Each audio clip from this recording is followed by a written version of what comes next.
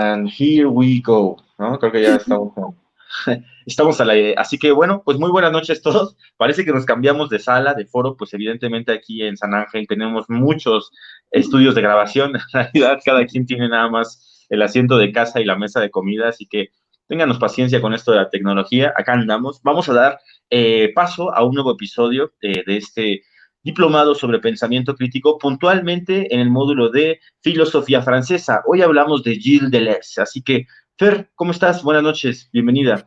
Hola, buenas noches. Bien, pues muy contenta, justo porque llegamos a uno de los grandes. Bueno, hemos visto muchísimos grandes, pero Deleuze en especial es uno de mis favoritos.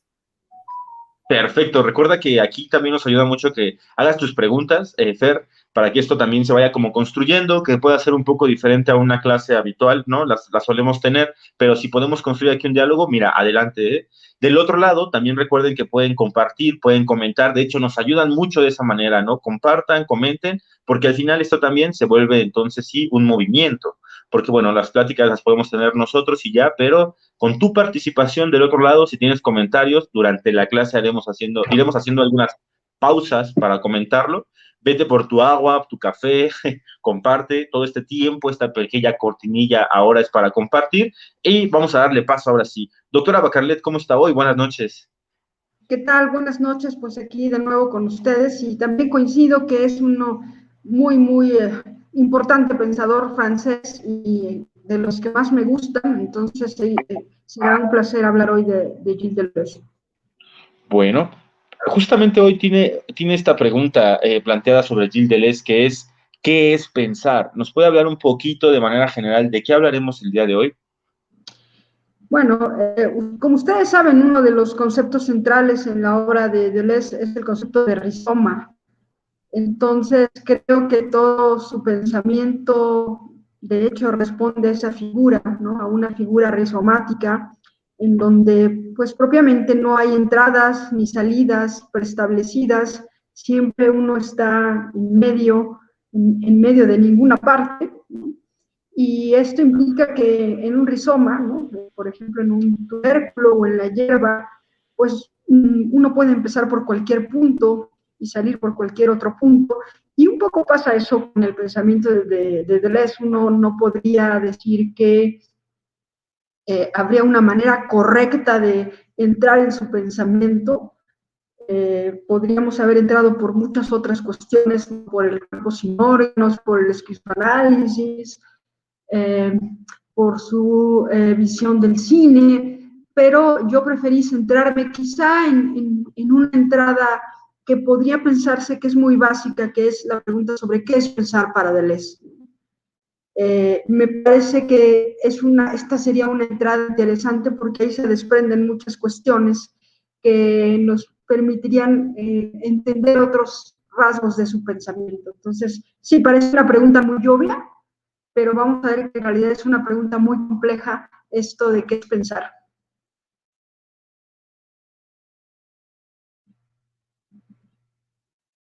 Está silenciado.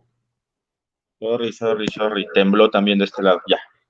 Nada más que decir, simplemente darles la bienvenida a todos del otro lado del foro, aquí justamente a ustedes dos, doctoras, maestra. Vamos a empezar justamente y me gustaría hacerles un anuncio allá al otro lado del auditorio, que es el primer encuentro internacional que estaríamos trabajando en comunidad, es decir, el cuerpo académico de la Universidad Autónoma del Estado de México, Literatura y Pensamiento Crítico, y el Centro de Difusión y Divulgación del Conocimiento, que es sello BKS, van a convocar a un evento internacional, un encuentro internacional que tiene pues como título Redespensarnos hoy.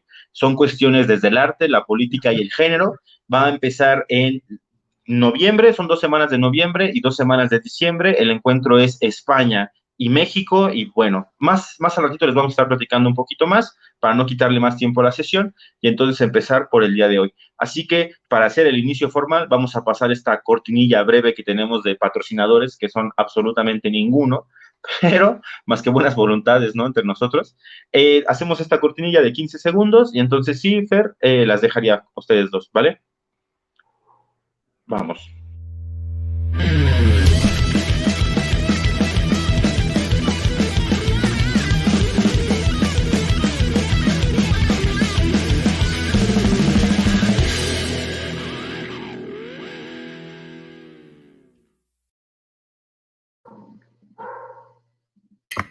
Hola, ¿qué tal? Buenas noches. Bienvenidos a todos los que siguen la transmisión. Vamos a dar inicio con esta quinta, penúltima sesión del módulo de filosofía francesa que, pues por si no escucharon, va a estar dedicada a Gilles Deleuze. Como todos los jueves, la doctora María Luisa Bacarlet nos acompaña. Bienvenida, doctora. ¿Qué tal, Fernanda? Muchas gracias por estar por acá otra vez. Bien, pues sin más demoras, vamos a darle la palabra a la doctora. Adelante. Bueno, muy buenas noches. Sí voy a pedirles, ustedes saben que está fallando muchísimo el internet, pues las conexiones andan lentas y con muchos defectos. Igual pediría, si me trabo, si no me oigo bien, por favor háganmelo saber, pues para volver a retomar el tema o también para cambiar de equipo, ¿no? Entonces, pues bueno, agradezco mucho a Fernanda, Gerardo, al Ateneo esta sesión sobre lo que sí me parece, desde mi punto de vista, bueno, de los autores que hemos visto hasta ahora, a mí me parecería el más interesante de todos. Yo es cierto que por Foucault siento un apego especial. Foucault me parece un autor más complejo de lo que se supone, ¿no? A veces se ha simplificado mucho su pensamiento, pero en el caso de Deleuze, sí tendría que decir que es de los expuestos, incluido Foucault, es mi filósofo favorito, y es un filósofo realmente complejo, es decir, este sí es un filósofo que ha sido difícil reducir a algunas fórmulas o algunas cuestiones rápidas, como ha sucedido en otros casos, y me parece que en muchos sentidos Deleuze supo traducir una nueva faceta del pensamiento que se estaba abriendo en la segunda mitad del siglo XX, que tuvo mucho que ver con el despegue del postestructuralismo. Y creo que todavía no estamos totalmente conscientes de las consecuencias que tiene el pensamiento de Luciano. Me parece que en el plano de la ontología, nada más pensando en la ontología, Deleuze cambió radicalmente el panorama de la filosofía. No, esto no quiere decir que Deleuze lo haya inventado todo. Obviamente Deleuze le debe mucho a los autores en los que se apoyó, ¿no? Como Spinoza, Nietzsche, Scotto, el mismo Foucault, Hume, Leibniz, pero él supo conjuntar una serie de perspectivas que me parece le han dado un giro interesante a la filosofía. Entonces, me voy a centrar en una pregunta muy obvia, pero como sucede, por ejemplo, ¿no? Cuando le preguntaban a San Agustín qué es el tiempo, y él decía, si no me lo preguntan, sí lo sé, pero si me lo preguntan, ya no lo sé, pues lo mismo pasa cuando nos preguntan qué es pensar, ¿no?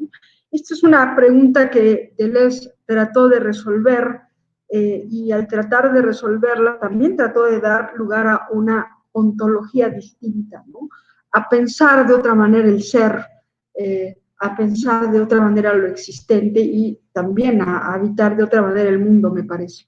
Entonces, bueno, como siempre voy a hacer una presentación del autor, un poquito de su vida, un poquito sobre sus obras, para después ya pasar a esta pregunta sobre qué es pensar. Entonces, bueno, pues aquí tienen una imagen de algunos elementos biográficos de la vida de Deleuze. Este sí es un autor genuinamente parisino, viene de una familia burguesa, digamos, bien. Hace poco platicaba con unos alumnos que él alguna vez narró que la primera vez que fue a la playa, en el norte de Francia, ¿no? La primera vez que fue a la playa, sufrió un gran shock cuando vio la playa repleta de bañistas, ¿no? Que fundamentalmente eran trabajadores y obreros, porque nunca había visto tanta gente junta y, digamos, nunca había visto la playa tan popular, y eso habla un poquito de su origen burgués.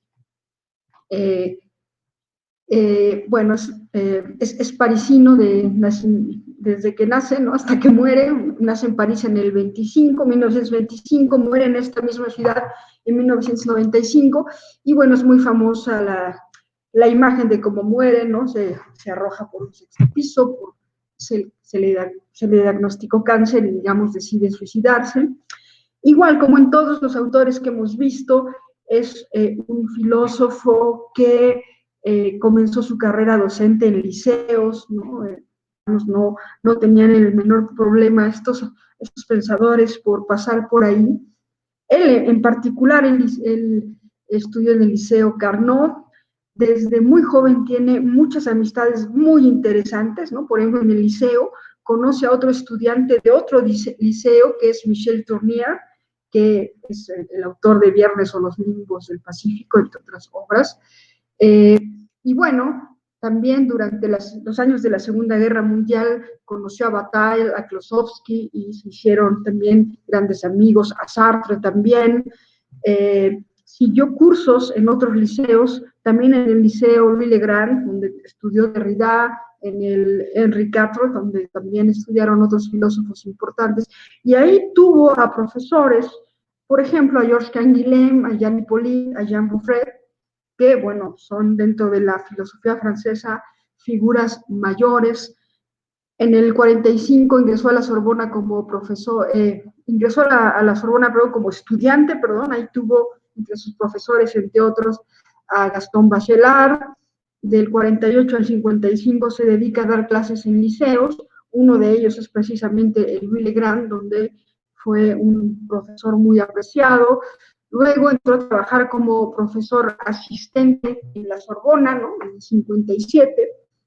Y luego, digamos, vamos a dar un salto y del 68 al 80 más o menos tiene una vida muy activa políticamente, es un activista, pues sí, muy, valga la redundancia, es un militante muy activo, estuvo muy de cerca del movimiento del 68. También se unió a distintos movimientos, por ejemplo, el grupo sobre información sobre las prisiones, donde también estaba Foucault, y bueno, tuvo una actividad militante importante en aproximadamente 11, 12 años.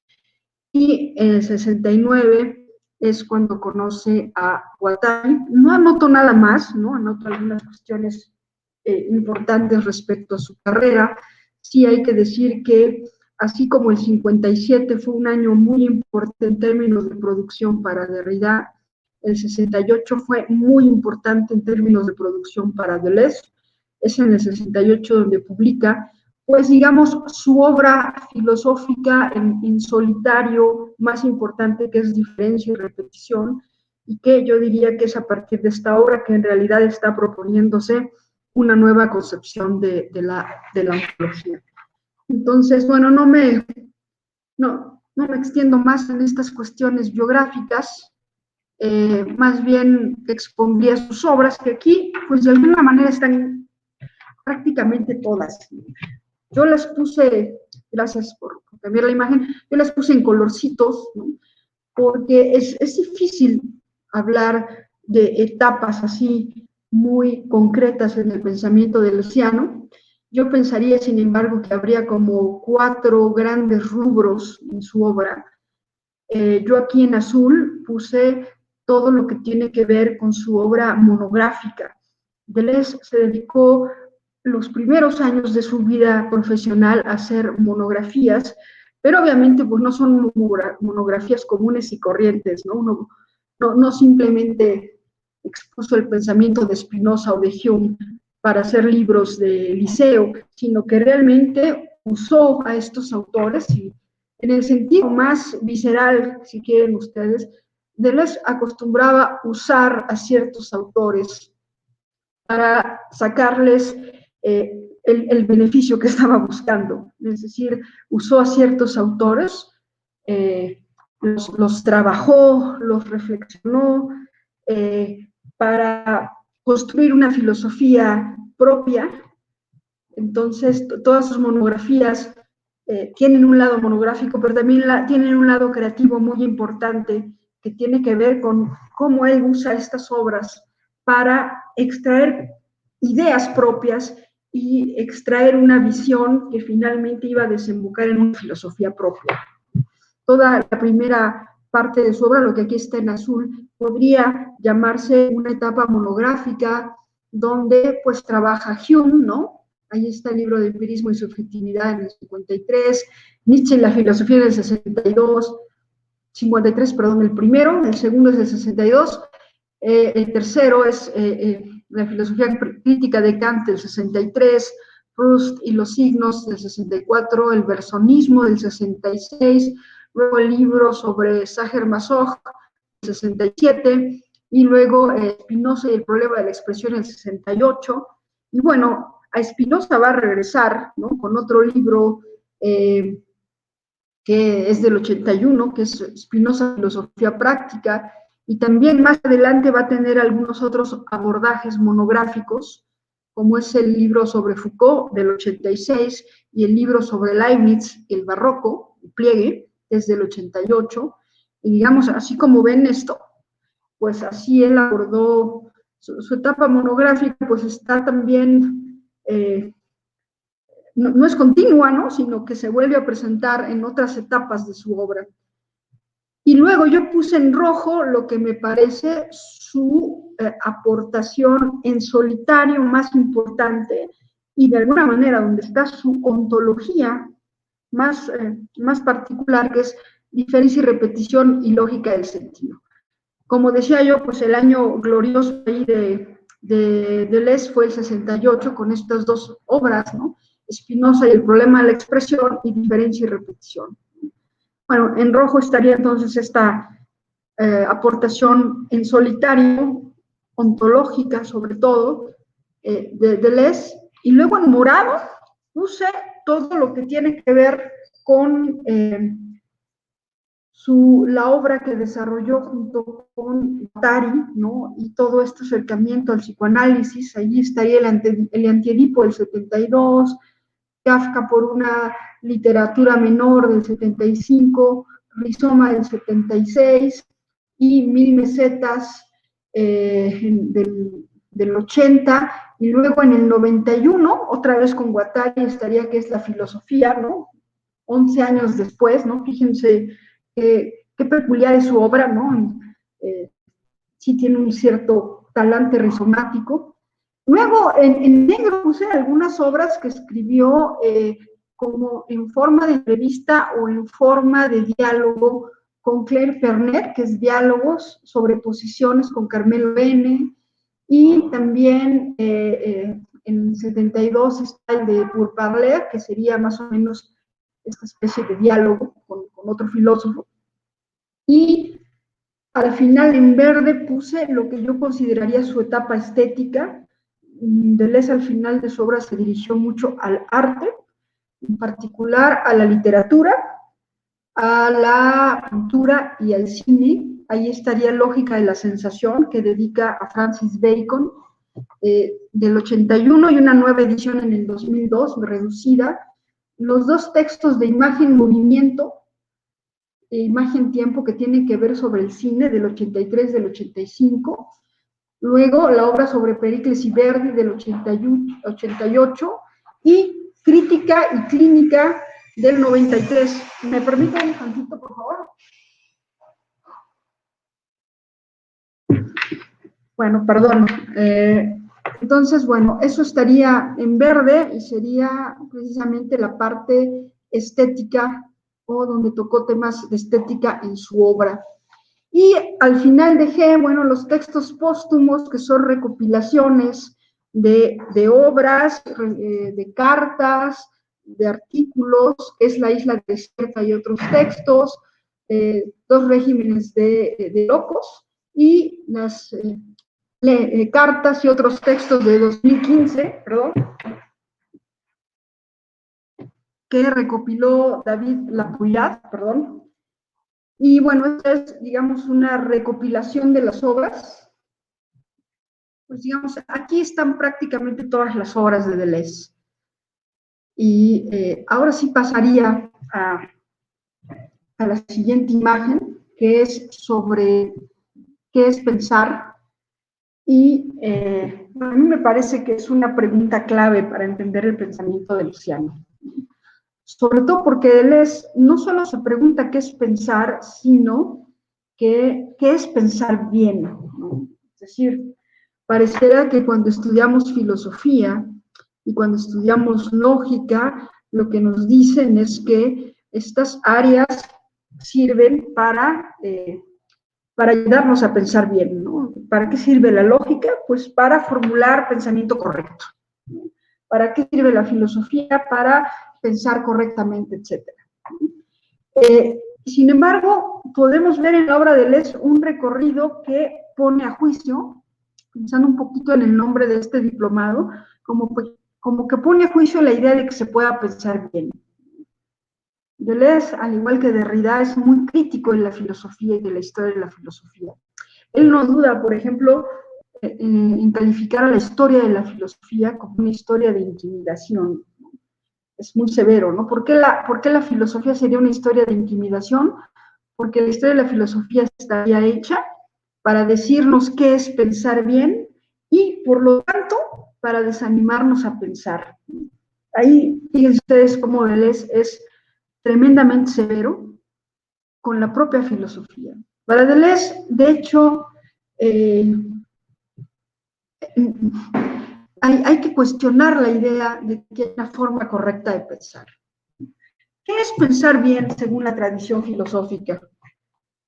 ¿Qué es pensar bien? Bueno, Deleuze le va a dar varias caracterizaciones a esta pregunta de qué es pensar bien, ¿no?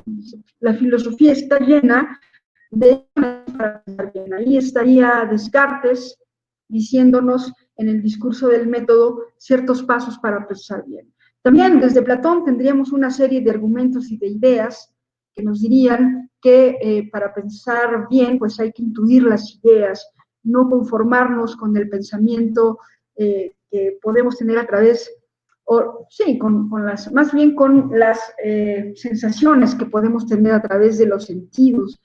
Recordemos el Teteto de Platón, y bueno, el conocimiento no es sensación, pero el conocimiento tampoco es opinión verdadera, y tampoco es opinión verdadera acompañada de una explicación. El verdadero conocimiento tiene que ver con eso. Entonces, la cuestión es que la historia de la filosofía estaría plagada de instrucciones de cómo pensar. Y doctora, se está trabajando.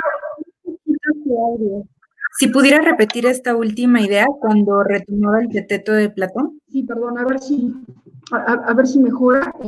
Sí, en el caso del Teteto de Platón, pues también son una serie de instrucciones para que pensemos bien, ¿no? Es decir, para Sócrates la sensación no es conocimiento, para Sócrates la opinión verdadera no es verdadero conocimiento y tampoco la opinión verdadera acompañada de una explicación es verdadero conocimiento. Lo que trataba de exponer es que la historia de la filosofía estaría plagada de instrucciones sobre lo que es pensar bien, sobre lo que es pensar correctamente. Pero mucho ojo, como decía hace un momento, para Foucault eso es precisamente no pensar. ¿Por qué no es pensar? Y vayamos directamente a la respuesta. Porque la filosofía nos ha dado esquemas que no nos permiten pensar la diferencia, ¿no? Es uno de los puntos centrales en la filosofía del océano. La filosofía la historia de la filosofía tal y como la conocemos y tal como se nos enseña, a excepción de algunos honorables casos como Heráclito o Spinoza, Nietzsche, la filosofía más bien no nos ha dejado pensar, y sobre todo pensar la diferencia, ¿no? El problema es que no nos ha permitido pensar la diferencia. ¿Por qué? Para Deleuze, fundamentalmente porque el esquema de pensamiento de la filosofía occidental está, digamos, atrapado en el principio de identidad, ¿no? Yo ponía aquí un poco estos principios, ¿no? Deleuze, insisto, es irónico muchas veces en sus libros, ¿no? Cuando nos preguntamos qué es pensar bien, en realidad estamos inhibiendo el pensamiento. Y frecuentemente por pensar bien se entienden los tres principios de la lógica, ¿no? Seguir los tres principios de la lógica, que como sabemos es el principio de identidad, A es igual a A, el principio de tercero excluso, A solo tiene dos posibilidades y ninguna otra, o A es verdadero o A es falso, y principio de no contradicción. No es posible que A sea A y no A sean verdaderos al mismo tiempo. Es decir, digamos, la historia de la filosofía nos ha dicho qué es pensar bien, y prácticamente todas las propuestas sobre qué es pensar bien nos han introducido en un esquema que se basa en estos tres principios de la lógica. A esta forma de pensamiento basado en el principio de identidad, Deleuze le llama la imagen dogmática del pensamiento. ¿Y cuáles serían las características de esta imagen dogmática del pensamiento para Deleuze? Si podemos pasar, por favor, a la siguiente imagen. Bueno, esta imagen dogmática del pensamiento que nos dice cómo pensar bien, tiene como primera característica, dice Deleuze, que postula un afuera. Hay una realidad trascendente, una realidad independiente de sí, en la que supuestamente reside lo verdadero. Yo pensaría aquí, por ejemplo, en el mundo de las ideas de Platón, pero al mismo tiempo se concibe a sí mismo con la capacidad natural para alcanzar el conocimiento. Es decir, la imagen dogmática del pensamiento postula una realidad que sustenta el pensamiento, y eso nos justifica, nos hace pretendientes legítimos para alcanzar o para dirigirnos al conocimiento de manera correcta. En este sentido, el que piensa, según esta imagen dogmática, desde el principio se encuentra bien dirigido porque tiene razón, porque tiene alma, porque tiene inteligencia. El pensador, de alguna manera, desde el principio está en una relación de afinidad con lo que busca. Basta querer encontrar la verdad o el conocimiento para dirigirse a él, ¿no? Para encontrar la dirección correcta para llegar a él. Lo que Deleuze llama el pretendiente. Entonces, bueno, esta imagen dogmática del pensamiento que nos dice que es pensar bien, postula que si uno se arma de ciertas herramientas o de ciertos instrumentos, uno puede legítimamente acceder al conocimiento, solo basta con quererlo y con seguir el camino adecuado. Y, digamos, las herramientas necesarias para llegar al conocimiento tienen que ver con respetar ciertos principios como son los principios de la lógica, fundamentalmente el principio de identidad. Lo que pasa es que Deleuze no se cree, digamos, este gran relato, ¿no? En términos de un autor que veíamos anteriormente, de la condición posmoderna, Deleuze no se cree este metarrelato o este gran relato que nos dice que siempre hay una manera o que siempre hay un conjunto de instrucciones que nos pueden hacer llegar a la verdad siempre y cuando pensemos bien. No sé si podemos pasar a la siguiente imagen.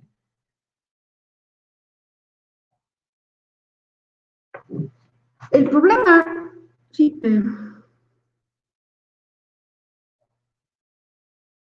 ¿sí podemos pasar a la siguiente imagen o no se está oyendo? Sí, ya está en pantalla, doctora. Gracias. Bueno, el problema es que Deleuze no se cree esto de que hay una buena forma de pensar, de que hay un camino correcto para el pensamiento y de que siguiendo ciertas instrucciones y principios podemos llegar a pensar bien. ¿Por qué?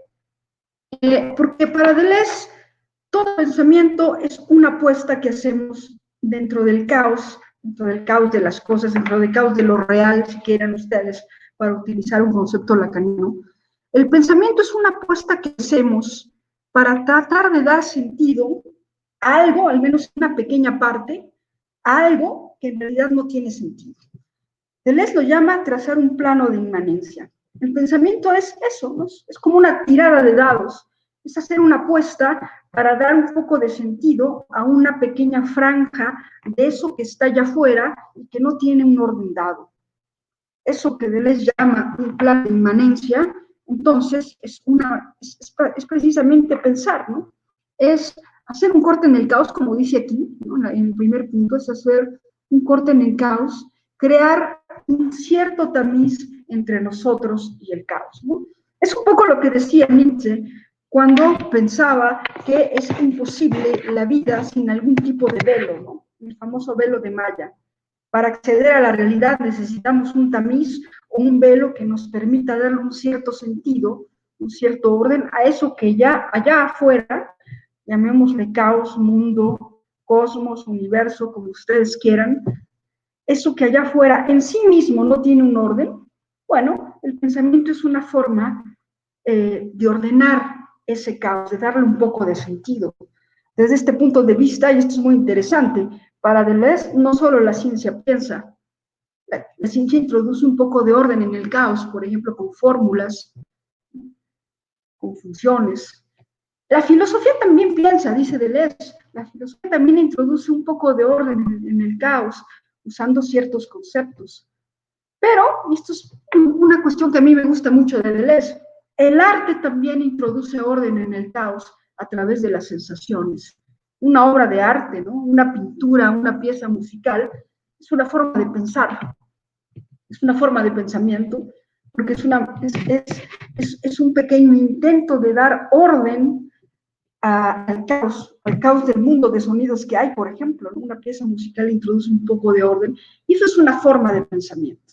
Entonces, bueno, pensar es introducir un poco de orden en el caos, es hacer un corte en el caos, o en términos así muy conceptuales, les diría, pensar es trazar un plano de inmanencia que se introduce dentro del caos, ¿no? O dice el segundo punto, lo corta y extrae de ese caos una pequeña configuración, un orden imprevisto que sin el corte no existiría. En términos más espaciales, pensar es territorializar un poco lo que no tiene un orden dado, lo que no está territorializado. Algo así como cuando un perro entra en una nueva habitación y pronto marca su territorio para dar un cierto orden a eso que le es desconocido, pues un poco eso es pensar, ¿no? Aquí Deleuze, esta es una de las cosas que a mí me gustan mucho del pensamiento de Deleuze, y es que él retoma, no es ortodoxo, ¿no? No es de estos filósofos que dicen la filosofía solo se debe de pensar a sí misma y no debe de llamar a ninguna otra área como el arte o la historia o la biología. No, Deleuze es coherente con su filosofía, ¿no? La filosofía de Luciana hace un rizoma con las otras formas de conocimiento y extrae de ellas pensamientos, ¿no?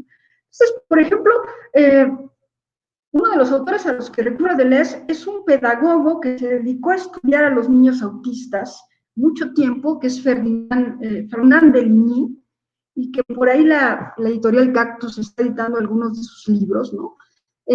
Deligny era un pedagogo, insisto, se especializó con niños autistas, ¿no? Es pionero de la educación especial, y él desarrolló un concepto de Deligny que se llama líneas de rancia, ¿no? Es decir, de pronto nadie quería trabajar con los niños autistas, parecían o muy caóticos o muy aburridos o no se entendía muy bien qué pasaba con el autismo, y Deligny, por ejemplo, se puso a estudiar qué hacía un niño autista en una habitación cerrada, en un aula de escuela, y se puso a trazar los recorridos que hacían los niños autistas en una habitación. Y lo que encontró Deligny es que lo que exactamente es la siguiente imagen. Lo que encontró Deligny, esto es un dibujito de Deligny, lo que encontró es que cuando los niños hacían recorridos en una habitación, parecía que todo su recorrido era caótico, era sentido. Se encuentra que no. Doctora, está trabajando un poco tu audio. Si ¿Está fallando? Sí, estaba apenas empezando a explicar qué es lo que podía concluirse del dibujo. Ok, este es un dibujo, gracias por avisarme del corte. Esto es un dibujo que hizo el propio Deligny en una habitación, o a lo mejor es un salón de clases, ¿no? Y dibuja las líneas de rancia, así les llamaba él, de un niño a lo largo de ciertas horas recorriendo una habitación. Y mientras los demás no veían nada, Deligny encontró una lógica. Deligny encontró un cierto orden, ¿no? Es decir, el niño autista, aunque no tenga lenguaje y aunque parecer está fuera del mundo, en realidad está introduciendo un cierto orden en el caos. Entonces, ¿por qué retoma Deleuze estos autores? Porque en gran medida Deleuze quiere ampliar nuestro concepto de qué es pensar y cuestionar la idea de que hay un pensamiento correcto. El niño autista también en sus recorridos está introduciendo. Doctora, ¿Sí, su audio está grabando de nuevo, sí. Decía que lo que quería Deleuze era cuestionar el pensamiento correcto, y ahí comenzó a irse la señal. Bueno, y el pensamiento correcto, lo que él cuestiona es que no hay pensamiento correcto, que cada forma de pensamiento es una manera de trazar un plano de inmanencia, de introducir un cierto orden en el caos, y pone el ejemplo de los trabajos de Deligny para mostrar, por ejemplo, que los niños autistas en su hogar también están introduciendo un pequeño orden, ¿no? Están introduciendo un pequeño sentido en el caos, y con esto de les decía yo, está queriendo ampliar su concepto de pensamiento. No habría una sola forma de pensamiento o un pensamiento correcto.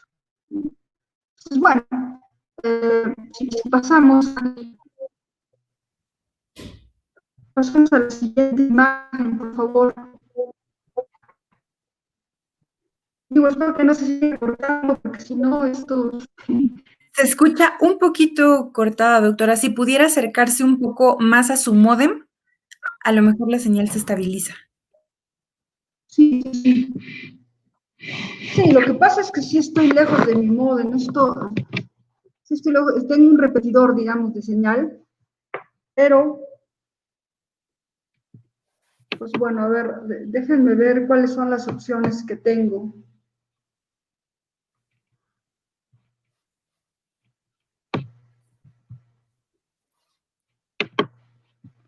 A ver si tengo otras opciones de red, pero... A ver, déjenme ver.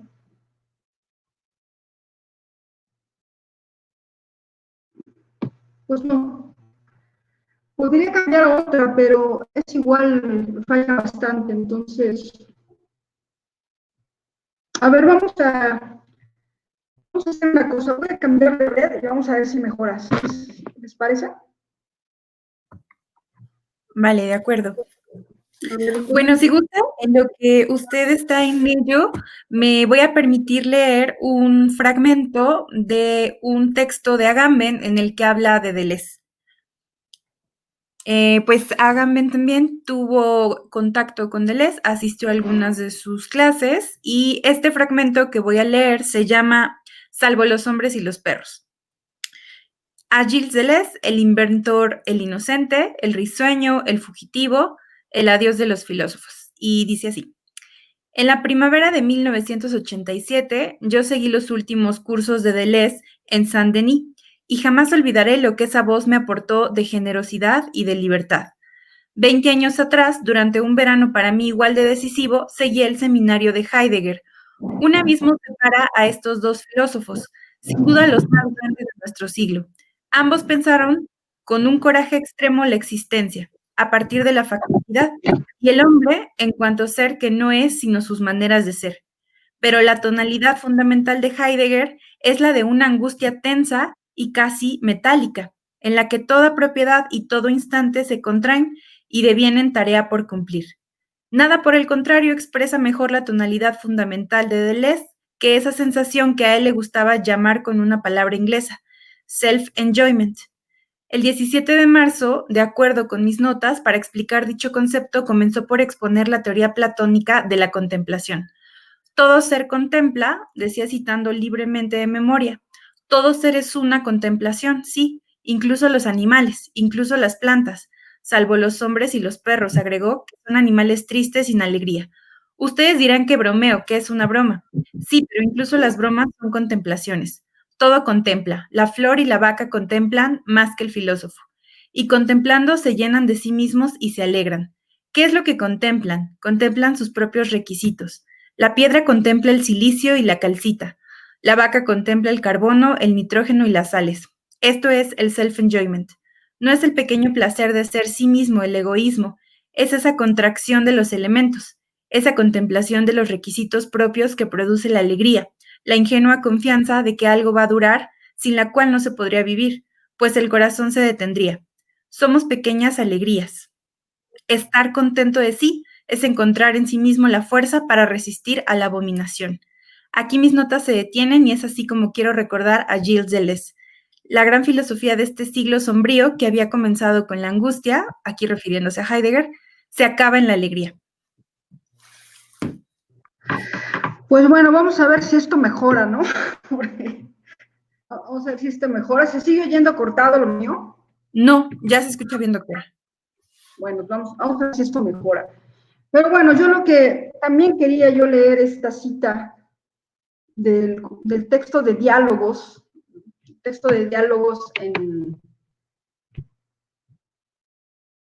que lees con Claire Barnett, y precisamente hablando de Denis, dice Deleuze, la geografía que propone Denis, cuando sigue las trayectorias de los niños autistas, las líneas habituales y también las líneas blandas, donde el niño hace un bucle, encuentra alguna cosa, golpea las manos, tararea un ritornelo, vuelve sobre sus pasos, y después las líneas de rancia enredadas en las otras dos, todas sus líneas son entremezcladas.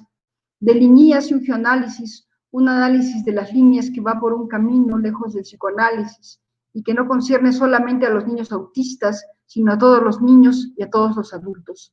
Miren cómo alguien camina por la calle, si no está muy tomado por una segmentariedad dura, aquellas pequeñas invenciones que él pone en eso y no solamente en marcha, sino en los gestos, los efectos, el lenguaje, el estilo. Esto tiene un poco que ver también con la cita que nos leía Fernanda de la contemplación, ¿no?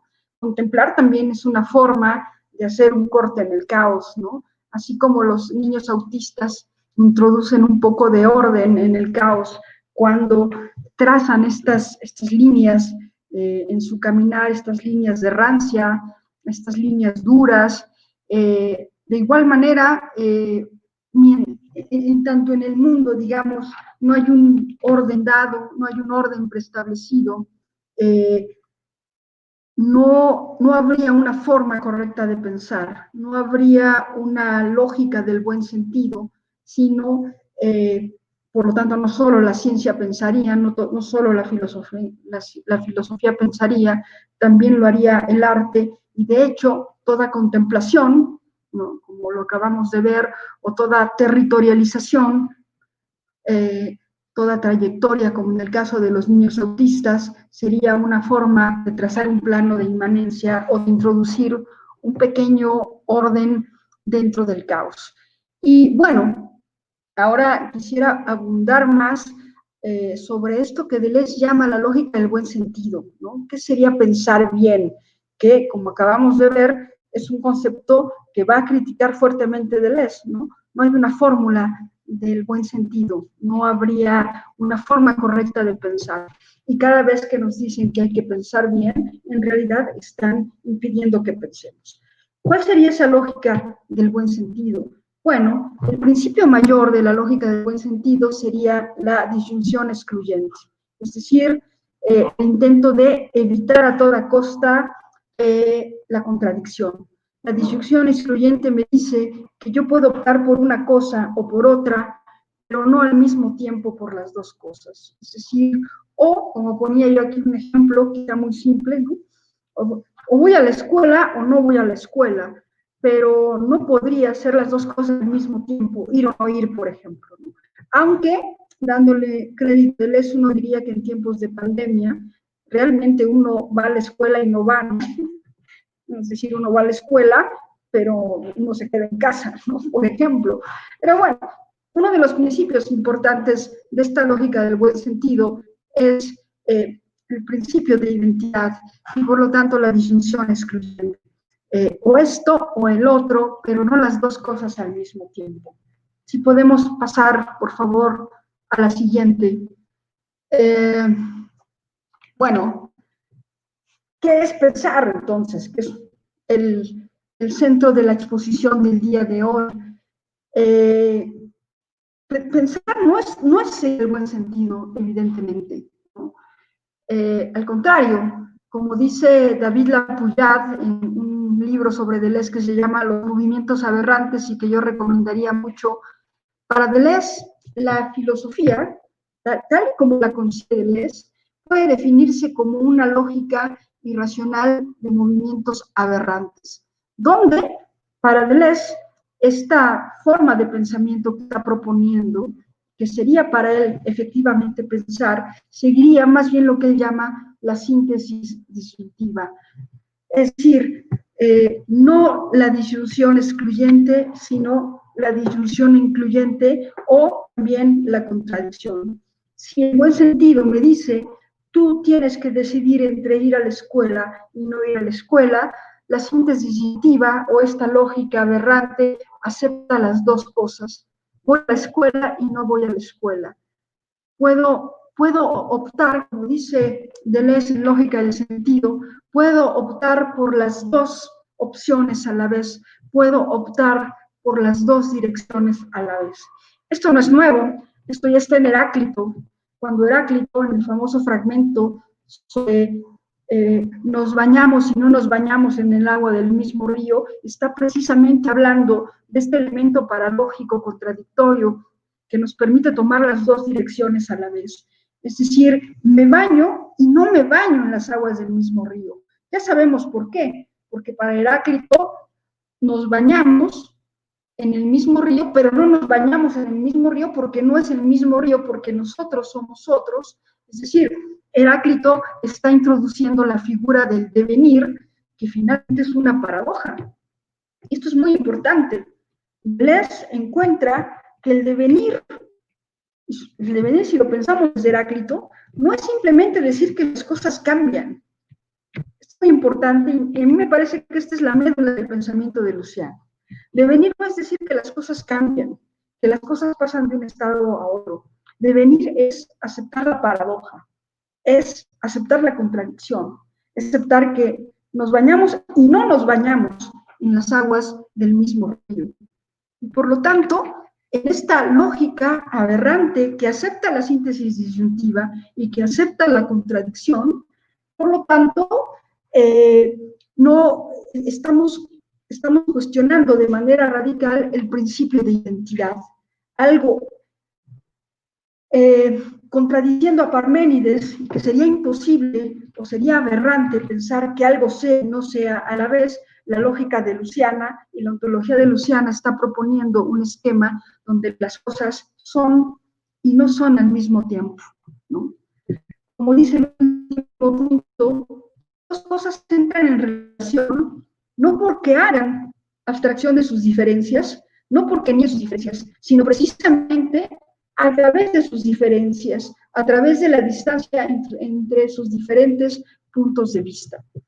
Entonces estamos en una lógica distinta que, por ejemplo, también menciona Octavio Paz en El Arco y la Lira, cuando dice que Heráclito es el último filósofo que pudo acceder a un pensamiento donde la contradicción y la paradoja tenían un lugar. Y eso es precisamente el concepto de devenir en Deleuze. El devenir es la paradoja, es ser y no ser, o en términos más ontológicos, es la posibilidad de habitar un entre.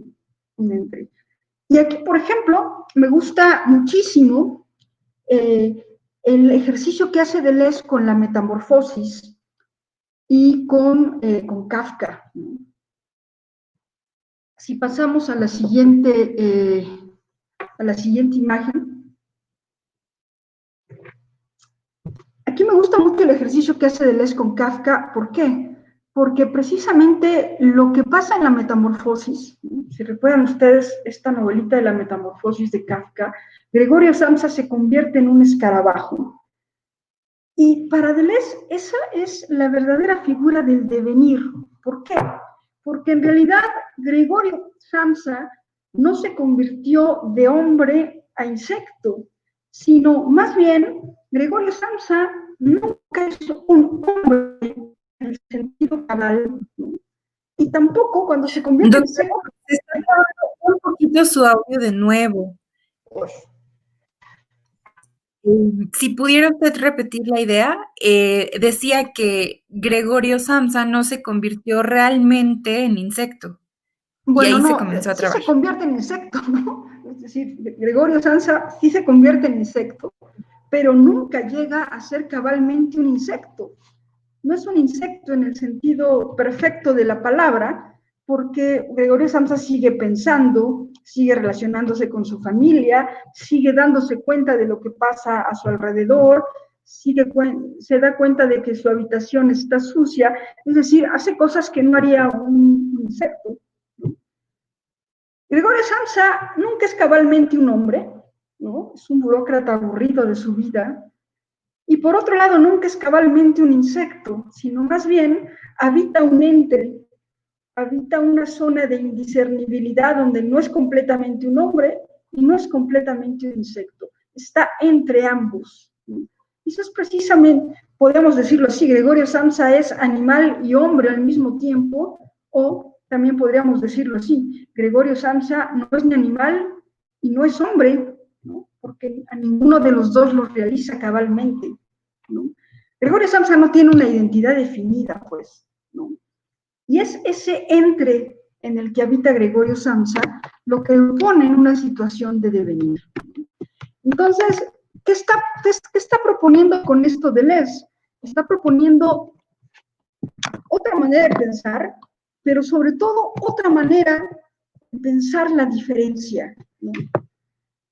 De manera muy semejante como ocurre con Derrida, la diferencia no sería aquello que se desvía o se deriva de un original, sino más bien la diferencia es aquello que no se puede reducir a ningún original, es aquello que está variando constantemente, es aquello, la diferencia es lo que se encuentra en el entre, ¿no? La diferencia es lo que no puede ajustarse a ningún principio de identidad, ¿no? Es un poco lo que dice aquí la imagen que tenemos, ¿no? La diferencia en la que piensa Deleuze no apela a un modelo trascendental detrás del cual surgiría la diferencia. Ese modelo trascendental podría ser las ideas platónicas o un original o una sustancia. No. Dice Deleuze, no, este es de lógica del sentido, dice Deleuze, el problema con todas las determinaciones de lo trascendental como conciencia es concebirlo a imagen y semejanza de aquello que queremos fundar. Para decir esto en términos más sencillos, el problema con la tradición, con la imagen dogmática del pensamiento, cada vez que tratamos de pensar la diferencia, la pensamos a partir de un original, de un modelo trascendental que da razón de la diferencia. Pero ¿qué pasa si dejamos de apelar a un trascendental? ¿Qué pasa si renunciamos a la sustancia, al origen, al mundo de las ideas? ¿Cómo pensar la diferencia? Y la respuesta de Luciana es interesante, ¿no? Que es el cuarto punto de esta imagen. Para Deleuze, la diferencia no surge de seguir un modelo. No hay un fondo o un original del que todas las diferencias deriven. Esta ausencia de fundamento, más bien, daría lugar a la coexistencia virtual de todas las diferencias que no cesan de diferir entre sí y que solo logran concretarse al entrar en relación con otras diferencias. Desde esta perspectiva, no hay origen, no hay sustancia, no hay punto de arranque, no hay un modelo trascendental del cual partir. Lo único que hay desde siempre es un infinito número de diferencias, una coexistencia virtual de todas las diferencias que se distinguen no porque respondan a un original, sino se distinguen porque se están diferenciando entre sí, ¿no? Lo que en el fondo hay, para Deleuze, pensando en términos ontológicos, lo que en el fondo hay no es un origen, sino puras relaciones diferenciales, ¿no? Cuando, para decirlo en otros términos, cuando renunciamos a pensar en términos del principio de identidad cuando renunciamos a pensar, por lo tanto, en que hay original y copia, y cuando comenzamos a pensar en que lo único que hay son multiplicidades que se están diferenciando, es efectivamente cuando comenzamos a pensar. Y sobre todo, como acabo de decir hace un momento, cuando damos cabida a la paradoja y a la contradicción, que para Deleuze sería precisamente la negación, digamos, la negación del pensamiento correcto, la negación del buen sentido. Poder pensar en términos de paradoja y de contradicción es precisamente comenzar a pensar, ¿no? Y, digamos, rechazar la idea de que hay un pensamiento correcto o hay un buen sentido. Entonces, para aterrizarlo un poco más, ¿no?, en virtud de que se nos fue un poco el tiempo con tantas fallas técnicas, para aterrizarlo un poco más, pasamos a la siguiente imagen. Doctora, solo una pregunta. ¿Cómo podríamos entender esta coexistencia que es llamada virtual? Bueno, es algo que Deleuze conecta a una idea bastante compleja, pero igual, que me parece la medio de su filosofía, que es la univocidad del ser, ¿no? Se está trabando un poquito solo, doctora. Es decir, si bien la pregunta por el ser se cortó, ¿no? Un poquito, sí. Sí. Bueno, es una pregunta interesante la que haces, porque ¿qué es lo virtual en Deleuze? No es lo que no existe, ¿no? En Deleuze hay una crítica a esta concepción tradicional de la potencia y el acto, ¿no? A esta concepción aristotélica donde lo que hay en el mundo son las cosas en acto, pero para llegar al acto pasan por un proceso que es la potencia. Por ejemplo, un niño es un hombre en potencia, pero la razón de ser de la potencia es el acto, es la forma, ¿no? Entonces la potencia siempre es secundaria y la potencia finalmente siempre depende de la forma o del acto, si quieren ustedes, ¿no? Ahora, pues esto es precisamente no pensar la potencia y no pensar la diferencia, porque la potencia no sería para Deleuze, es decir, lo virtual. Él deja de hablar de potencia y comienza a hablar de lo virtual. Él, de alguna manera, se niega a hablar de potencia porque dice, la potencia es un concepto que está siempre encadenado al acto, por lo tanto ya está dirigido, ya no tiene otra más que dirigirse al acto. En cambio, cuando hablo de lo virtual, hablo de diferencias y de todas aquellas posibilidades que no están determinadas con una finalidad y que más bien están actualizándose, están actualizando sus posibilidades constantemente a partir de la manera como se relacionan. Es decir, lo virtual sería el cruce de todas las diferencias, ¿no?, y las posibilidades que se abren a partir de la interrelación entre todas las diferencias, ¿no?, que se están diferenciando, frente a la potencia, que sería simplemente una posibilidad abierta y dirigida hacia una finalidad concreta, ¿no?, que sería el acto. Digámoslo así, mientras cuando hablamos de potencia estamos hablando de un proceso dirigido a un fin, cuando hablamos de lo virtual estamos hablando de una multiplicidad de fuerzas o de una multiplicidad de expresiones que se determinan no porque se dirijan a un fin, sino que se determinan su forma a cada instante por las relaciones que hay entre todas ellas. No sé si se entienda. El pensamiento de Luciano es muy espacial. Él dice que renuncia a hablar del tiempo como el concepto fundamental de la filosofía. Él hace sobre todo uso de metáforas espaciales. Para Deleuze, la filosofía ha descuidado el pensamiento sobre el espacio y por eso muchas de las metáforas y de los conceptos de Luciano son muy espaciales, ¿no? Y quizá Por eso utilizo estos ejemplos al hablar de lo virtual, ¿no?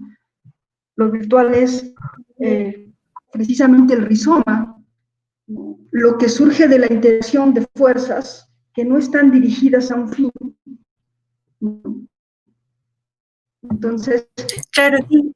uh, Y en este sentido no se podría hablar de completud, ¿no? cada Es decir, cosa de una es lo que plena. es.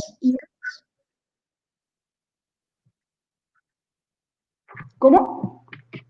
Decía que en ese sentido no podríamos hablar de completud o de una realización plena cuando estamos tratando con lo virtual. Exactamente, ¿no? Lo virtual implicaría que una cosa, un niño no se agota en lo que potencialmente va a ser un hombre, ¿no? Sino un niño se abriría en una infinidad de posibilidades, en tanto virtualmente está conectado y agenciado con una multiplicidad de elementos, de fuerzas, de dispositivos, de relaciones, etcétera. Efectivamente, ¿no? Lo virtual implica que una cosa no está destinada a un solo uso, por decirlo así, sino más bien está abierta a una multiplicidad de agenciamientos y de posibles usos. Entonces, bueno, el tiempo se nos fue, pero sí quería cerrar el tema del pensamiento, ¿no? ¿Cuál es la forma, cuál es la fórmula que Deleuze está rechazando respecto al modelo del pensamiento tradicional o de lo que él llama el pensamiento correcto o la imagen dogmática del pensamiento? Es decir, este esquema que nos dice cómo pensar correctamente, ¿qué forma ha tomado para Deleuze? Para Deleuze fundamentalmente ha tomado la figura del modelo arborescente, ¿no? La figura del árbol. No sé si podamos ver la imagen, la última imagen. Y también les preguntaría, tanto a Fernanda como a Gerardo, pues más o menos con cuánto tiempo dispondríamos todavía, pues en virtud de que se perdió por esto del internet, no sé si 5 minutos, 10 minutos. Me comenta, doctora, que puede usted continuar sin problemas. Pues sí, lo que pasa es, gracias, Fernanda, me gustaría hablar un poco de los principios del rizoma y del modelo del árbol, que precisamente sería el propio de la imagen dogmática del pensamiento. No sé si Si podemos... gusta, para igual asegurar que el audio no se corte, puede probar usted apagando su cámara. Ok. Entonces, ¿y cómo apago la cámara ya? En el icono donde dice Stop Cam, usted le da clic y se apaga la imagen.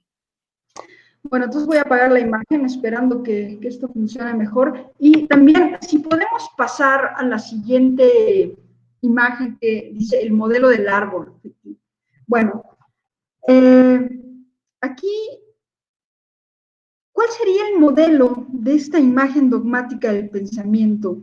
Pues que en gran medida para Deleuze lo único que ha hecho es inhibir el pensamiento. Pues el modelo sería lo que él llama el modelo del árbol, ¿no? Es decir, veíamos hace un momento cuáles son los principios de esta imagen dogmática del pensamiento, ¿no? De esta imagen del pensamiento correcto. Veíamos que todos los principios, todos estos principios en gran medida se dirigen al principio de identidad, ¿no? A es igual a A y, por lo tanto, excluir la contradicción. En un esquema de pensamiento donde el principio fundamental es el principio de identidad, suponemos entonces que ontológicamente el mundo está hecho de entidades o de sustancias que tienen una unidad, una coherencia de origen y que después se despliegan, ¿no? En derivaciones, en elementos secundarios, en copias, etcétera, que es precisamente la lógica del modelo del árbol, ¿no? Y que para Deleuze responde a la lógica binaria.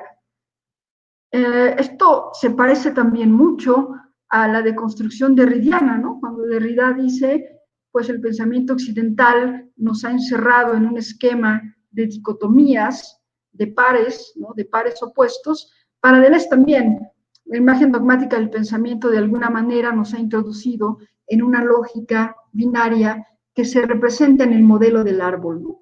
¿Por qué en el modelo del árbol? Pues un poco está en esta cita, ¿no? En la lógica binaria dice, es la realidad espiritual del árbol raíz. Incluso una disciplina tan avanzada como la lingüística conserva como imagen la base de ese árbol, raíz que vincula a la reflexión clásica. Y qué decir tiene que este pensamiento jamás ha entendido la multiplicidad. Para llegar a dos, según un método espiritual, necesita presuponer una fuerte unidad principal. En realidad, viene a ser lo mismo. Las relaciones biunívocas entre los círculos sucesivos no han hecho más que sustituir a la lógica binaria de la dicotomía. Ni la raíz pivotante ni la raíz dicotómica entienden la multiplicidad. Mientras que una actúa en el objeto, la otra actúa en el sujeto. La lógica binaria y las relaciones biunívocas siguen dominando el psicoanálisis, la lingüística y el estructuralismo hasta la informática. Bueno, para Deleuze, la imagen dogmática del pensamiento o la imagen del pensamiento correcto se ha plasmado en un modelo de pensamiento arbóreo donde hay una raíz, hay un tronco y luego hay derivaciones secundarias, todo siguiendo una lógica binaria, ¿no? Donde hay un original y luego se desprende una rama, o donde hay un tronco y luego se desprenden dos ramas, y luego de cada rama otras dos, y así. Ese es el esquema de pensamiento tradicional, digamos. Y frente a ellos, ¿qué opone Deleuze? Pues opone la lógica del rizoma. El rizoma, a diferencia del árbol, pues podría ser, por ejemplo, el pasto, la hierba, o también una madriguera, o también un tubérculo, cuyas características es que no hay tronco, no hay raíz, no hay entradas, no hay salidas privilegiadas, no hay un punto medio, no hay una lógica binaria. Y bueno, a mí me gustaría cerrar hablando un poco con los principios del rizoma, que de alguna manera están abriendo otra lógica del pensamiento y también otra ontología. ¿Cuáles serían esos principios? Vamos a ver estas tres últimas imágenes. Ya no nos daría tiempo de más, pero yo creo que es importante mencionar estos principios.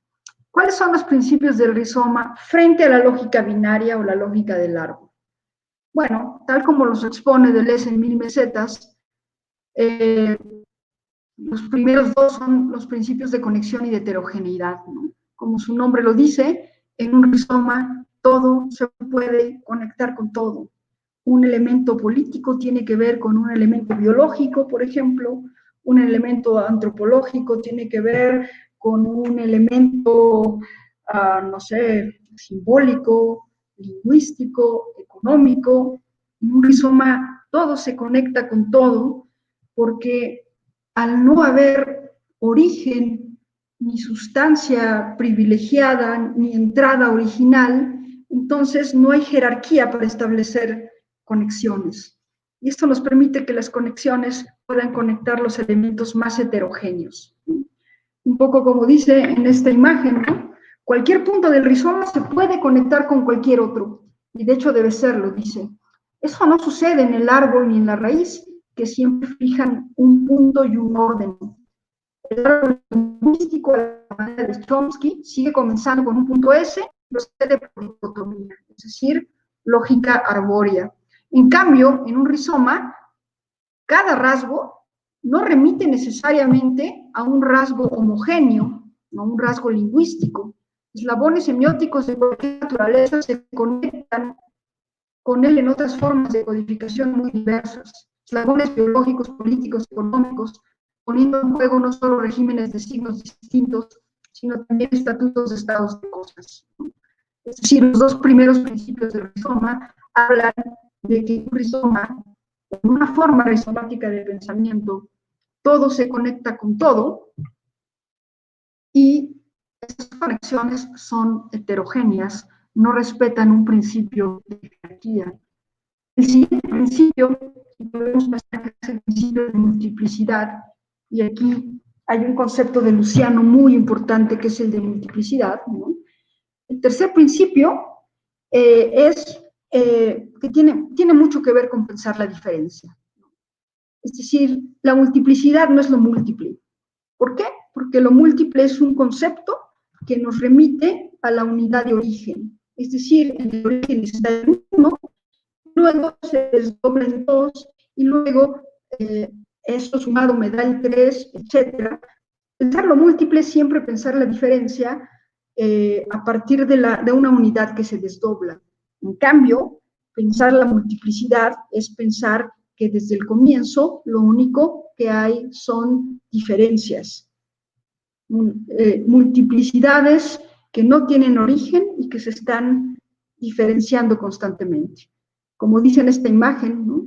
Solo cuando lo múltiple es tratado efectivamente como sustantivo, multiplicidad, deja de tener relación con lo uno, como sujeto, como objeto, como realidad natural o espiritual, como imagen y mundo. Las multiplicidades son rizomáticas y denuncian las pseudomultiplicidades arborescentes. En el esquema arbóreo, por lo tanto, no hay multiplicidad, solo hay múltiples o múltiplos de uno o de dos, etc. Es decir, en un esquema basado en la multiplicidad, no hay una unidad de origen, ¿no? O que sirva de pivote para que el objeto se divida en sujeto o al revés. No hay unidad, ¿no? Ni siquiera para abortar en el objeto o para reaparecer en el sujeto. Una multiplicidad, de hecho, no tiene sujeto ni objeto, sino únicamente determinaciones, tamaños, dimensiones, que no pueden aumentar sin que cambie la naturaleza de las mismas. Es decir, en un esquema rizomático, lo que tenemos son diferencias que no dependen de un original y que van cambiando como se van relacionando. Por lo tanto, ninguna parte del rizoma puede apelar a una identidad ni a una completud. Y bueno, el cuarto, si vamos al siguiente esquema, ¿no? El cuarto principio del rizoma es de ruptura asignificante.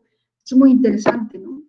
En un rizoma de hecho puede ser roto en cualquier punto del mismo, puede ser interrumpido en cualquier parte y aún así aparecerá un nuevo orden, ¿no? Aparecerá una nueva lógica, recomenzará en un nuevo punto, dando lugar a otra conformación, a otra configuración, pero digamos, la nueva configuración no valdrá menos o no podrá verse simplemente como un derivado de la primera, ¿no? Es como cuando, como dice en el segundo punto, ¿no? Cuando vemos una hilera de hormigas, ¿no? Una hilera de hormigas que dice Deleuze forman un rizoma animal, y cuando interrumpimos esa hilera en un punto, pues la serie se vuelve a reconfigurar, ¿no? Es decir, en realidad damos lugar a un nuevo orden o a una nueva configuración de la serie. Todo rizoma implica, de alguna manera, una forma de estratificar, una forma de ordenar, una forma de distribuir, pero en el momento en que ese rizoma se interrumpe o se corta, no disminuye, no hay una disminución en el valor o en la organización del rizoma, sino aparece simplemente un nuevo orden o una nueva organización.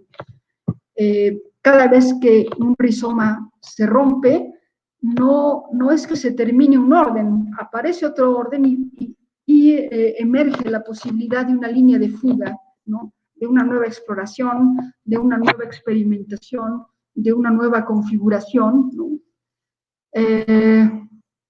Por eso, como dice al final, en este punto, dice Deleuze, nunca debe presuponerse un dualismo, una dicotomía, ni siquiera bajo la forma rudimentaria de lo bueno y de lo malo. Es decir, en un rizoma, como todo está conectado con todo, y como estas conexiones son heterogéneas, y en el fondo, como no hay una organización jerárquica, es también difícil caer en una estructura dualista o dicotómica, y al final dividir la realidad en bueno, malo, original y copia, etc. Y bueno, finalmente estarían los principios quinto y sexto del rizoma, ¿sí? Gracias por la imagen, que hablan del principio de cartografía y de no calca, ¿no? Siempre que hablo de estos dos principios, me imagino cuando uno visita una nueva ciudad, ¿no? Cuando uno se va de viaje, uno visita una nueva ciudad y uno tiene dos posibilidades, ¿no? O bien uno contrata un guía de turistas para que lo lleve a uno de los lugares claves para sacarse una selfie en los monumentos donde todo el mundo se toma una selfie, que eso sería precisamente hacer calca, o puede uno terminar haciendo cartografía. Y por lo tanto, uno se pierde en la ciudad, la camina, la descubre y no deja uno de perderse y al final uno se lleva a una ciudad única, ¿no? En esta exploración, que en el fondo es la creación de una nueva ciudad, es donde entraría el principio de cartografía, donde nos resistimos a calcar, ¿no? Como dice el primer punto, un rizoma no se desprende de ningún modelo estructural o generativo. Es ajeno a toda idea de eje genético o de estructura profunda. Es decir, uno sale aquí del modelo del árbol o de la lógica binaria o de la lógica del pensamiento correcto, ¿no? No habría una manera correcta de conocer una ciudad, ¿no? Los modelos clásicos como el genético o el estructural, dice Deleuze, siguen una lógica arborescente, es decir, siguen el principio de la calca, calcar, copiar, reproducir al infinito lo mismo. Las calcas, dice Deleuze, son hijas del árbol. En cambio, en el rizoma se hacen cartas o se hace cartografía, se experimenta, no se reproduce, se construye, se crea, se territorializa, se desterritorializa, sin que haya valga la redundancia, sin que haya una finalidad final, sin que haya un punto final. Bueno, un poco para cerrar, porque pues se nos vino el tiempo encima, un poco para cerrar, ¿qué sería entonces para pensar para Deleuze? Si podemos ir a la última imagen. Pues como acabamos de verlo, pensar para Deleuze tendría varias características. En primer lugar, tendría la característica de escaparse de la idea de que hay una forma correcta de pensar. Puede sonar un poco contradictorio, porque a lo mejor por ahí dirían, Deleuze no estaría diciendo que lo que él está proponiendo es la forma correcta de pensar. Bueno, sí, esa es una paradoja en la que podríamos caer. Lo que pasa es que lo que está diciendo Deleuze es que no existe la forma correcta de pensar. Por lo tanto, que cuando pensamos no tendríamos que seguir, de manera fatal un modelo, pues ni siquiera el suyo, ¿no? Eso en primer lugar. Pero por otro lado, comenzamos a pensar en gran medida solo cuando renunciamos a la comodidad del pensamiento, ¿no? Comenzamos a pensar cuando renunciamos en concreto al principio de identidad, ¿no? Cuando renunciamos al esquema arborescente del pensamiento y por lo tanto al pensamiento dicotómico o hecho de oposiciones binarias, y comenzamos a pensar cuando renunciamos también a las disyunciones inclusivas, cuando podemos dar lugar a la síntesis disyuntiva, es decir, a que podemos tomar las dos direcciones a la vez, etc. Bueno, y el último punto que me parece fundamental, comenzamos a pensar cuando damos cabida a la paradoja y a la contradicción, cuando no los consideramos meros errores del pensamiento, ¿no? Como cuando Heráclito dijo, nos bañamos y no nos bañamos en las aguas del mismo río, estaba pensando una paradoja, ¿no?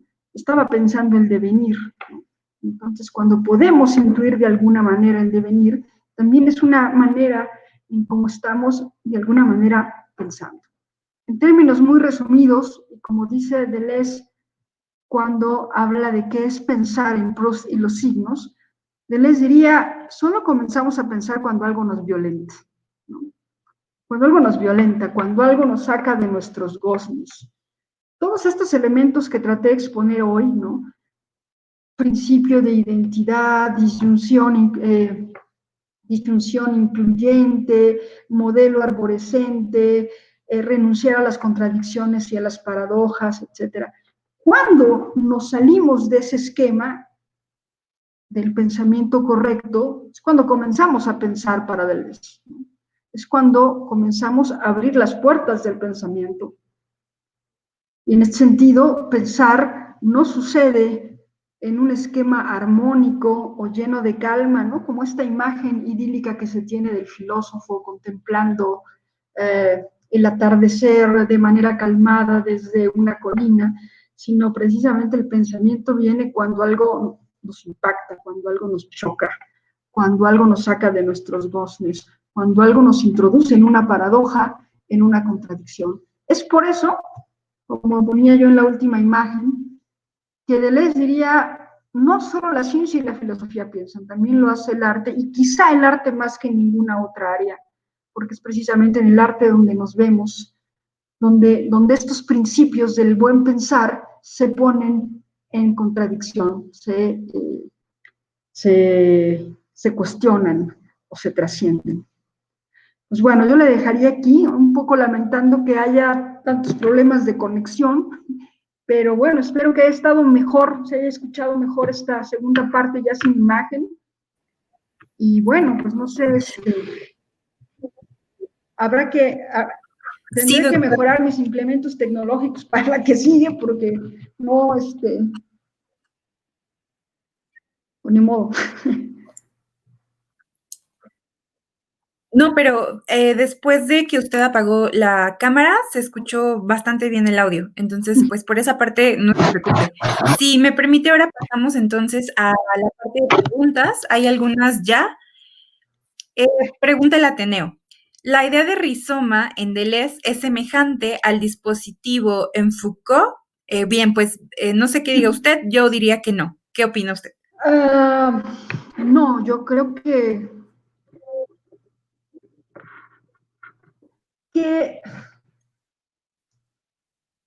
bueno, es que el problema es que en Foucault todo puede ser un dispositivo, ¿no? Y un dispositivo finalmente es un pliegue que produce formas de pensar, subjetividades, sujetos finalmente. Los dispositivos producen sujetos. Ahora, el rizoma puede ser un dispositivo de pensamiento que dé lugar a nuevas subjetividades, a otro tipo de sujetos. Pues sí, en este sentido podría verse como un dispositivo. Si ampliamos este concepto de dispositivo en Foucault, precisamente como un pliegue o como una máquina que genera sujetos, ¿no? Entonces, bueno, en ese sentido amplio, sí podría verse como un dispositivo. Yo pensaba, doctora, en que si, bueno, consideramos que un modo de pensar rizomático es un modo incondicionado, me refiero a incondicionado de cualquier finalidad, de cualquier utilidad y de cualquier modelo. En ese sentido, me parece que sí, no podría considerarse un dispositivo, ¿no? En Foucault, los dispositivos sí que están regulados, orientados y reproducidos, pues por intereses particulares, por lógicas dominantes, en fin. Bien, pero no sé qué opina usted. Bueno, yo lo que creo es que el concepto de dispositivo no estaría cerrado al control y a la dominación. Me parece que si lo vemos desde Foucault, un dispositivo es un es una, insisto, un pliegue, una máquina que produce sujetos. Los dispositivos son fundamentalmente dispositivos de subjetivación, por un lado.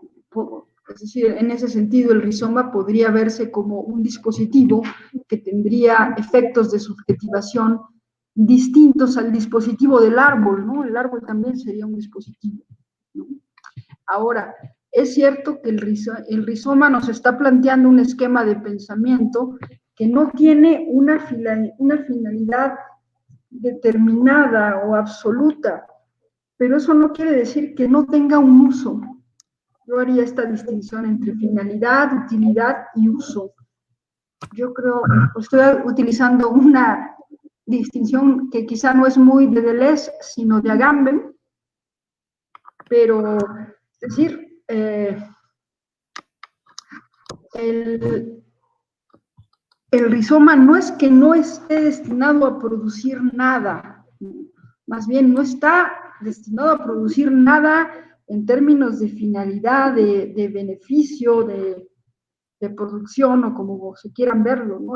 Más bien el rizoma tendríamos que verlo en términos de uso, es decir, da lugar a algo, ¿no? Da lugar a algo que no se subsumiría ni a la lógica del beneficio ni a la lógica de la utilidad, pero claro que me parece que Deleuze y Guattari lo enuncian para dar lugar a algo, a nuevas experimentaciones, a nuevas formas de pensamiento, a nuevas subjetividades, a nuevos actos de creación. En ese sentido, es inoperante en términos de utilidad el rizoma, pero claro que daría lugar a algo. De acuerdo. Y continuando con otra pregunta, dice Ixchel, ¿hay alguna relación entonces con el concepto de lo virtual y la libertad? En el caso de Kafka, me parece que al convertirse en animal, de cierta forma, adquiere su libertad fuera de lo burocrático. Sí, si hay una relación entre lo virtual y la libertad, sí, y por eso Deleuze dice, por ejemplo, en Diferencia y Repetición, que no se nos ocurra, ¿no? Lo dice en un tono así muy fuerte, no se nos ocurra confundir lo virtual con lo posible. Dice, bueno, ¿por qué? Dice él, es que lo posible, y aquí yo también ligaría el término de potencia en el sentido aristotélico, ¿no? Es que lo posible siempre está ligado a un concepto, ¿no? Es decir, pensemos en las elecciones de Estados Unidos. Es posible que gane Biden, ¿no? Biden. O es posible que gane Trump. Pero esas posibilidades en realidad están hablando de dos opciones que ya están demasiado determinadas y que en realidad no representan ninguna diferencia así sustancial o radical entre las dos posibilidades. Dice Deleuze, lo posible siempre está encadenado a una finalidad o a un concepto, así lo dice. Lo posible siempre está encadenado a un concepto.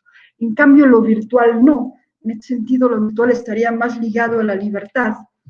A la libertad. Lo virtual no está determinado a una finalidad.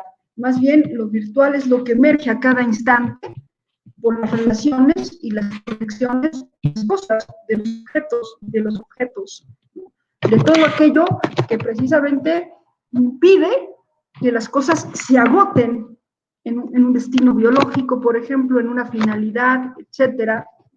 Yo, por ejemplo, soy un sujeto con ciertas características, pero también me comprenden todas mis virtualidades. Y mis virtualidades estarían hechas de todas las conexiones, relaciones, agenciamientos que tengo y que tendré con otros dispositivos, con otras personas, con lo que mañana me pase, con lo que mañana coma. Es toda interacción, digamos, abigarrada de diferencias las que finalmente darían lugar a lo virtual. Perdón, es que me estaba aquí marcando un error mi computadora. Entonces, sí, yo sí diría que es correcto hacer esta conexión entre virtualidad y libertad en términos de que lo virtual habla de la indeterminación, ¿no? Ninguna cosa estaría destinada a algo. Y precisamente también de este concepto de lo virtual, pregunta César Suaste, ¿hay alguna relación entre lo virtual de Deleuze y el simulacro de Baudrillard? Sí, a ver, voy a dejarlos un segundo en lo que conecto mi computadora. Por favor, esperen un momento.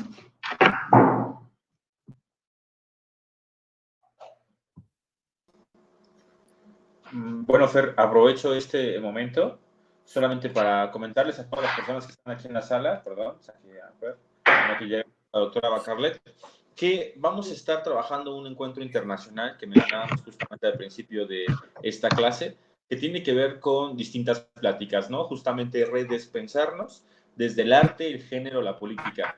Van a ser 4 sesiones, son 4 pláticas muy puntuales que tienen que ver con una participación, 2 desde España y 2 desde México.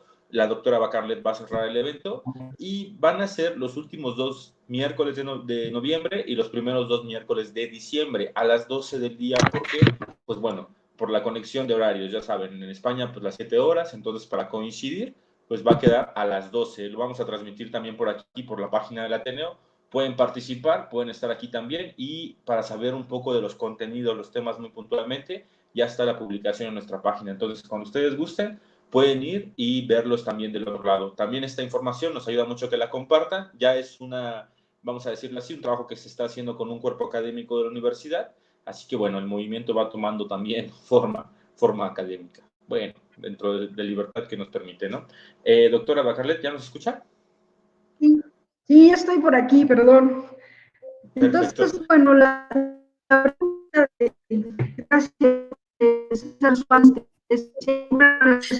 Doctora, suena bastante cortado su audio. Sí.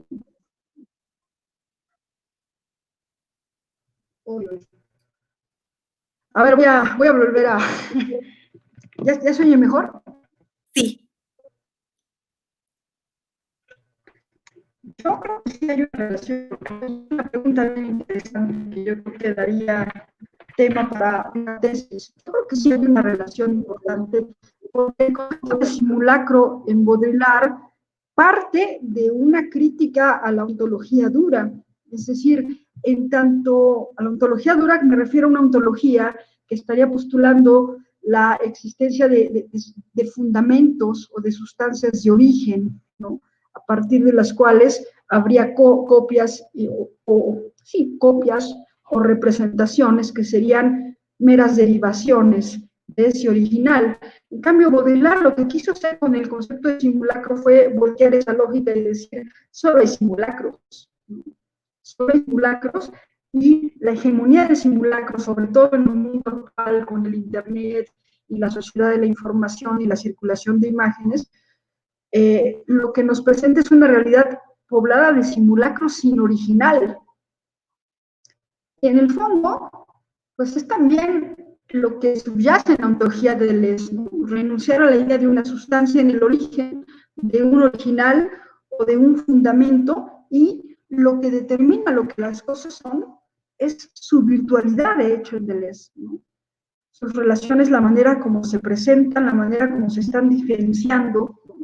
Digamos que la pregunta es interesante porque así como Deleuze dice en Lógica del Sentido que la profundidad de las cosas está en la piel, está en la superficie, ¿no?, porque ya no hay profundidad a la cual dirigirse, es la misma lógica del simulacro y de la hegemonía del simulacro en Baudrillard, ¿no?, donde ya no hay simulacros de simulacros de simulacros, pero nunca sabemos dónde está el original, pues.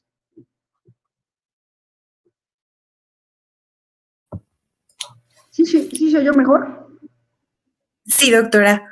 Por otro lado, pregunta Miguel Rosales. Deleuze acude al cine para señalarlo como otra forma de pensar. ¿Qué asociaciones hace Deleuze a partir del cine? Bueno, aquí el pensamiento de Deleuze sobre el cine le debe mucho a Bergson, ¿no?, le debe mucho a Bergson, y le debe mucho a Bergson en el sentido de que retoma muchas de sus ideas, pero también toma distancia respecto a otras. Entonces, una de las cosas que Deleuze retoma de Bergson y también lo retoma en forma de crítica es que la filosofía, de hecho, no ha pensado el espacio, no ha pensado el espacio con la profundidad que se debiera. Aquí retoma a Bergson y se distancia de él, porque sabemos que Deleuze Bergson diría que más bien habría que regresar a pensar el tiempo más que el espacio, ¿no? Deleuze cambia esta pregunta y dice, no, más bien hay que pensar el espacio de nuevo, pensar bien el espacio, ¿no?, pensarlo como no se ha podido pensar, o la filosofía no lo ha pensado. Y en gran medida ahí sería la manera como Deleuze retoma la cuestión del cine, ¿no?, en la imagen tiempo y la imagen movimiento, Deleuze estaría pensando en que después, por cierto, es una cuestión que va a retomar también Didi Uberman bajo su propia perspectiva, es que las imágenes nos hacen pensar, ¿no? Es decir, esta es una crítica que Deleuze retoma desde antes de entrar al cine y cuando analiza la obra de Francis Bacon, ¿no? Las imágenes nos hacen pensar, nos introducen en una nueva forma de pensamiento. En el caso de las imágenes quietas, cuando todavía no aborda la cuestión del cine, las imágenes nos abren a una lógica rizomática. Es decir, en el texto, en las cosas escritas, ustedes saben que tenemos que seguir un orden y una secuencia, ¿no? Vamos leyendo con una linealidad y con una secuencia de una línea a otra y de un párrafo a otro. En cambio, con la imagen no estamos ligados a eso. No estamos ligados a una lógica ni secuencial, ni temporal, ni lineal. Es después donde, por ejemplo, Didi Uberman va a retomar también el tema del montaje. Bueno, si la imagen y la pintura cambian nuestra manera de pensar, nuestra manera de percibir las cosas, nuestra manera de hacer cortes en el caos, el cine, digamos que lo va a potenciar. ¿Por qué? Porque va a introducir una síntesis disyuntiva, por tomar este concepto, donde si tradicionalmente, antes de que apareciera el cine, teníamos que decidir entre la lógica lineal de la escritura y la imagen que no nos somete a una lógica lineal, con el cine se abre otra posibilidad porque estamos ante una lógica no lineal, una lógica que da lugar al montaje, pero que también introduce el tiempo, ¿no? El tiempo, pero un tiempo que no es necesariamente lineal, ¿no? Sabemos que en el cine se puede precisamente jugar con los tiempos, se puede invertir los tiempos, se puede llevar el futuro al pasado al futuro, el presente, es decir, se pueden hacer una superposición de tiempos y, entre otras cosas, también en el cine se cuestiona la linealidad del pensamiento, ¿no? Y nos introduce también otra lógica que también da lugar a la paradoja en el cine, ¿no? Claro, vaya, no todas las películas nos introducen otra lógica, eso es cierto, pero sí habría muchos ejemplos en el caso del cine donde estamos ante otra forma de pensamiento no lineal, no secuencial y además ante una forma de pensamiento no discursiva y donde el tiempo también no transcurre de manera lineal. Eso es algunas de las cosas que podría yo apuntar. Y para terminar, doctora, nos pregunta Antonio, ¿qué lecturas recomienda de Deleuze y otros sobre lógica del tercero incluido o de una lógica polivalente? Yo recomendaría muchísimo Lógica del Sentido, a mí me encanta, porque precisamente ahí Deleuze nos está hablando de otra lógica, donde tiene lugar la disyunción incluyente, la síntesis disyuntiva, pues, y Deleuze hace un recorrido muy bonito, ¿no? Porque él dice que, yo les mencioné Heráclito, ¿no? Heráclito sería un ejemplo de esta síntesis disyuntiva, ¿no? No tengo que optar por una de las dos direcciones, sino puedo seguir las dos direcciones a la vez, ¿no? No hay problema.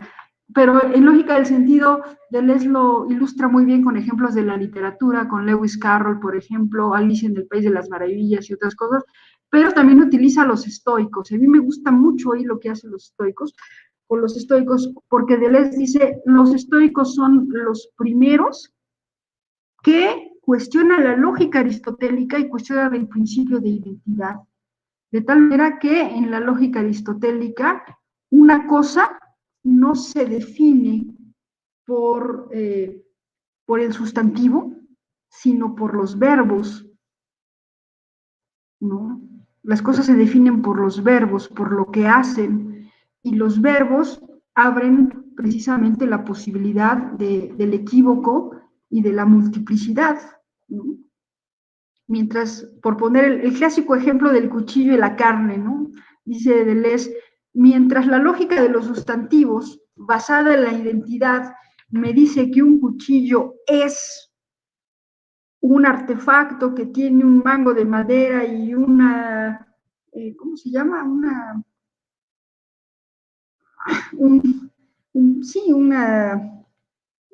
superficie de metal afilada, etcétera. Para los estoicos, un cuchillo se definía por sus verbos, ¿no? Cortar, por ejemplo. Pero los verbos abren un espacio donde se cuestiona la identidad de las cosas. Porque si yo digo que lo que define a un cuchillo es el cortar, en primer lugar, cortar es propio de muchas otras cosas, ¿no? Unas tijeras, ¿qué más se les ocurre? Un machete, un hacha, bueno, hasta las uñas y los dientes pueden cortar, ¿no? Los verbos no dan propiedad ni identidad a nada. Pero además, esta idea es muy bonita y Deleuze la retoma de los estoicos, y es otra lógica, fíjense, una lógica basada en los verbos. Dice, además, cuando un cuchillo corta, solo corta porque corta otra cosa, por ejemplo, la carne. Y entonces no hay cortar sin otra cosa que sufre el efecto del cuchillo. Entonces, como decía Fernando hace un momento, ¿no? Nunca puedo definir al cuchillo de manera completa, como una identidad, sino siempre es algo incompleto porque se refiere a otra cosa, su acción se refiere a otra cosa.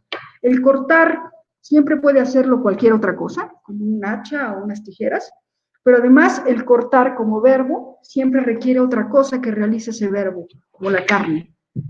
Y otra vez se rompe la lógica de la identidad.